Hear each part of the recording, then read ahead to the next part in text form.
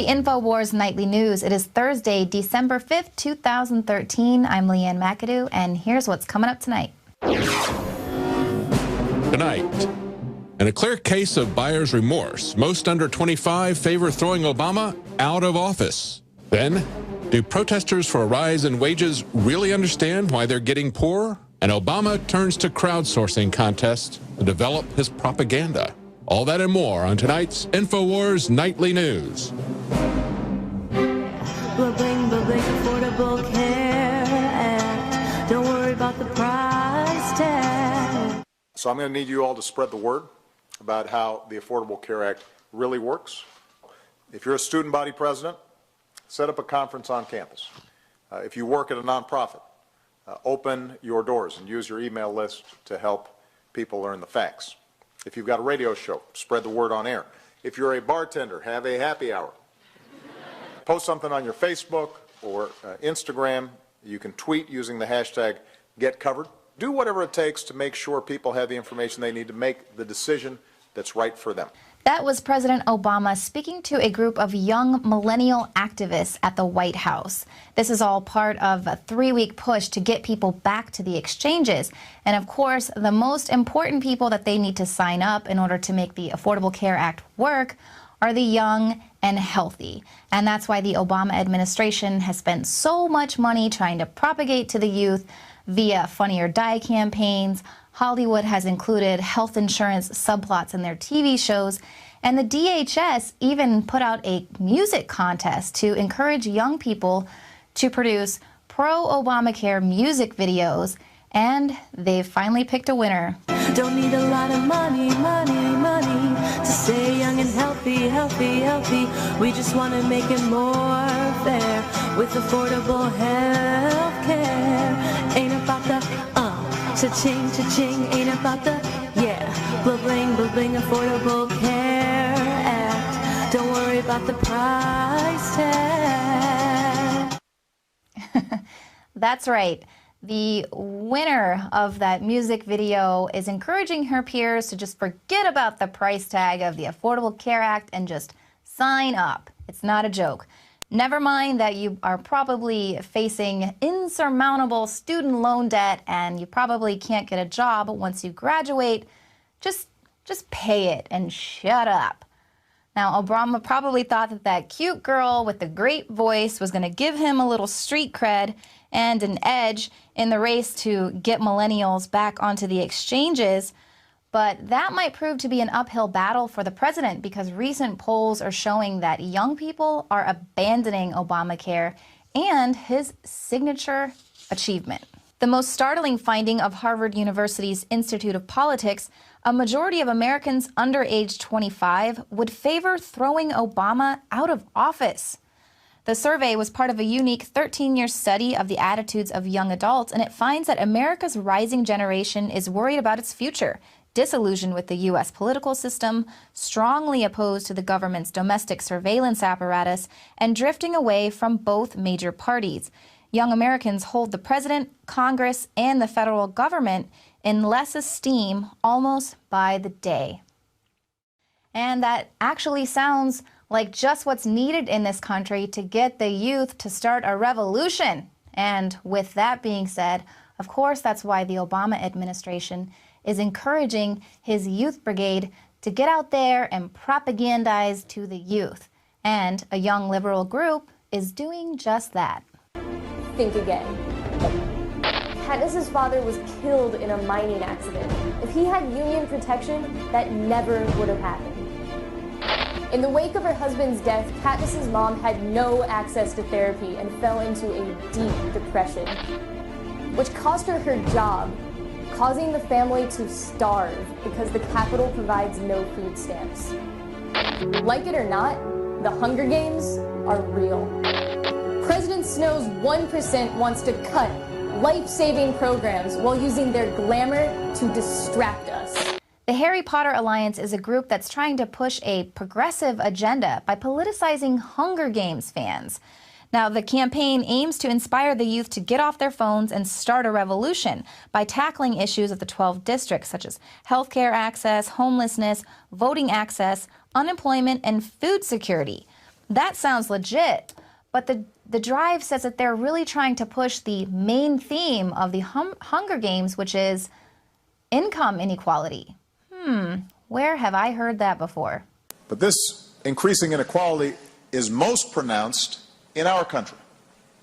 And the idea that so many children are born into poverty in the wealthiest nation on earth is heartbreaking enough. But the idea that a child may never be able to escape that poverty because she lacks a decent education or health care or a community that views her future as their own, that should offend all of us. And it should compel us to action. We are a better country than this. Now, conservative fans of the books and films are saying that the alliance is willfully ignoring the real antagonist of that movie, which is the totalitarian government. They say by pushing Obama's message on income equality, they're missing the danger there, the real warning of having an Orwellian government that controls the food stamps and the access to health care and applies pressure on them via the good guy unions. So they're basically trying to get the youth to demand more government, more control. So, of course, that is all part of the New World Order master plan to dupe you into demanding more government control in the name of humanitarianism. So I am going to read a little excerpt from what could have inspired the Hunger Games. I know Alex Jones says this is what helped crystallize his awakening. None dare call it a conspiracy by Gary Allen. We do sell this at the InfoWars store.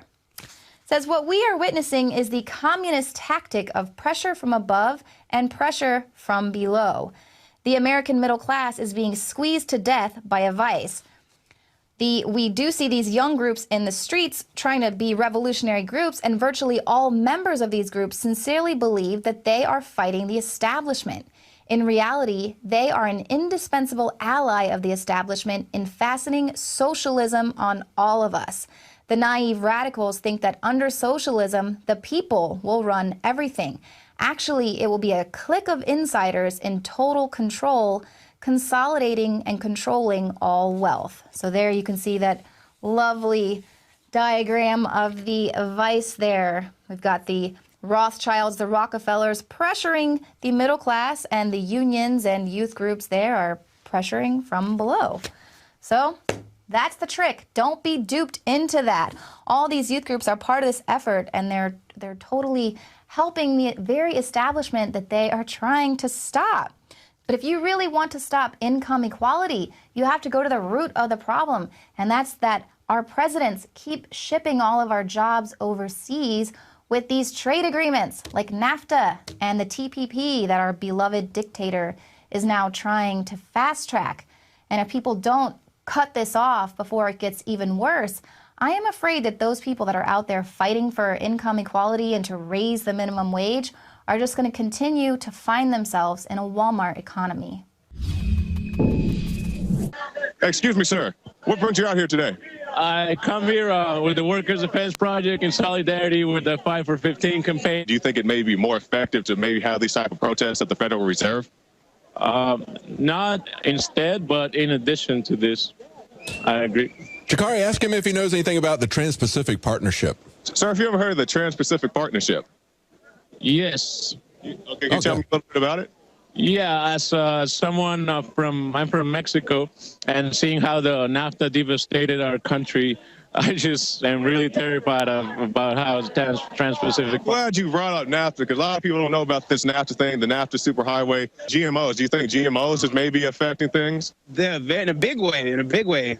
I personally, I'm not a scientist. I didn't study it, but I've done a little research on the web and looked some stuff up, and apparently they're very bad for you. Some very educated people. It's happy to see, guys know about GMO, guys who know about the NAFTA superhighway and things such as that. These aren't just people looking for more money. They're interested in things like the Federal Reserve. They're interested in things like healthier food.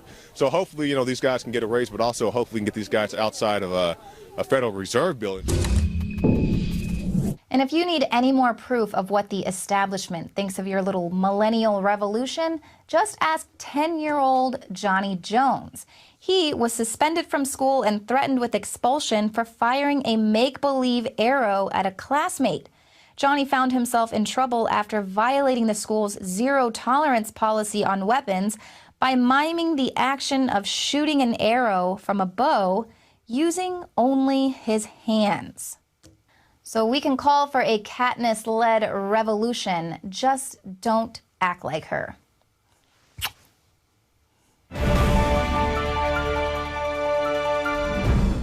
So forget what you have heard about aspartame. Now it's good for you, according to this really pathetic excuse for a test study. Human guinea pigs were fed snack bars, some of which contained the sweetener and some that didn't. The study recruited 50 people who had reported reactions in the past after consuming aspartame. The investigation found that no evidence of harm in either of those groups. So that prompted the Food Standards Agency to announce that as a result of the British research, the Committee on Toxicity had decided there is no need to ban or control the sale or consumption of the sweetener, saying the expert committee concluded that the results presented did not indicate any need for action to protect the health of the public. And despite concluding that there is no reason to protect consumers, the FSA said that the committee had not actually carried out an overall safety evaluation of aspartame. So there you go. As long as your studies do not support the Monsanto produced aspartame, then they're just going to throw your studies out. But if they do, then they're not even overall safely tested, those results will stand. Much like those GMO corn studies that they did with those rats that had all the tumors, those are now having to be retracted as well. And that is, of course, in contrast to what other studies have found, like this one a citizen scientist conducted over the course of 2.5 years, and she observed that 67% of her female rats developed tumors the size of golf balls or greater, and 23% of the males in that study developed tumors as well. Those results, of course, coincide with the complaints that the FDA receives, which are registered mainly with 77% of those complaints being female. So, of course, any test that doesn't promote aspartame or GMO, both of which are linked to Monsanto, by the way, anything that's going to say that those are bad for you and that they're not safe to consume, those tests are invalid. But Monsanto, of course, using those same rats, their test was accepted to show the safety of GMOs, even though the rats were only tested for 90 days.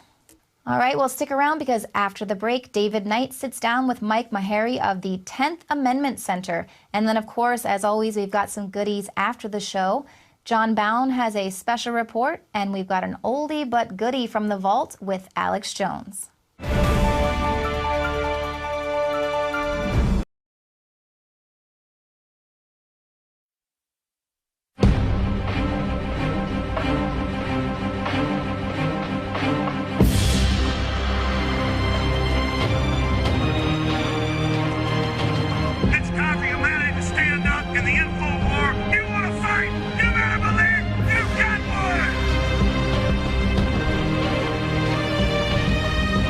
In a clear case of buyer's remorse, most under 25 favor throwing Obama out of office. Then, do protesters for a rise in wages really understand why they're getting poorer? And Obama turns to crowdsourcing contests to develop his propaganda. All that and more on tonight's InfoWars Nightly News. Bling, bling, Affordable Care Act. Don't worry about...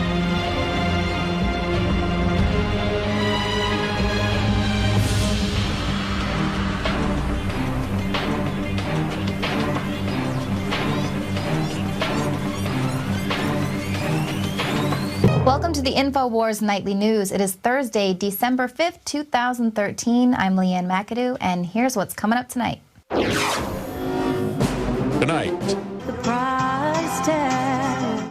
So I'm going to need you all to spread the word about how the Affordable Care Act really works.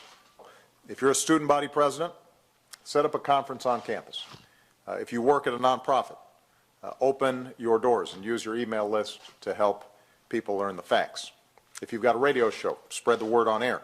If you're a bartender, have a happy hour. Post something on your Facebook or Instagram.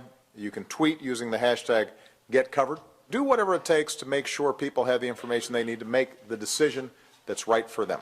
That was President Obama speaking to a group of young millennial activists at the White House. This is all part of a 3-week push to get people back to the exchanges. And of course, the most important people that they need to sign up in order to make the Affordable Care Act work